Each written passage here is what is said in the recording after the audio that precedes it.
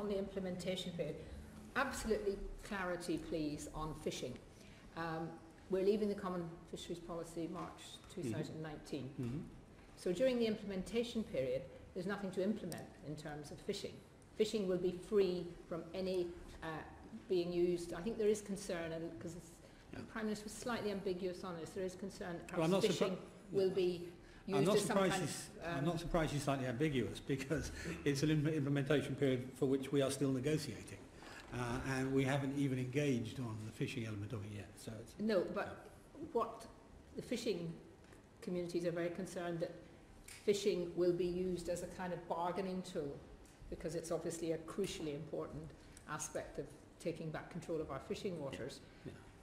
What I'm trying to get at is during the implementation period, all those negotiations that will be going on about fishing stocks and fishing, we will be actually out of that, in the sense that it's our water, and what we then want to cooperate with and decide we will do separately.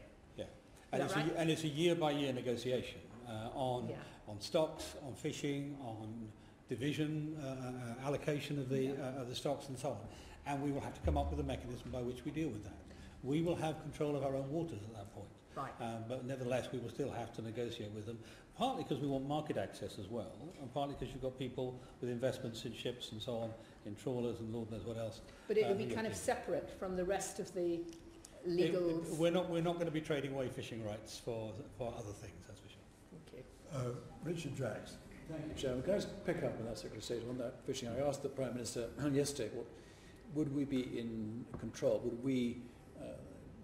the United Kingdom be in control of our waters when we left the EU, and she reassured us, and maybe you can do the same, that is legally the case, that we will be, and EU boats who wish to come here will be under our agreement and will pay for the privilege, of course, and that in addition all the fish in most cases will be landed in the UK. I believe that's another issue which is going to generate lots of jobs in the United Kingdom.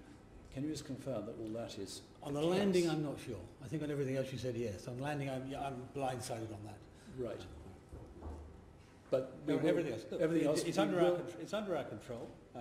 There's not going to be a sudden stop of foreign fishermen fishing in our waters in March of next year. That we'll deal with how we bring that under British governance and British allocation during the course of the next 6 months. But it will be under our control, and the Prime Minister's comments do exactly correct. All right. Very quickly, if I don't mind.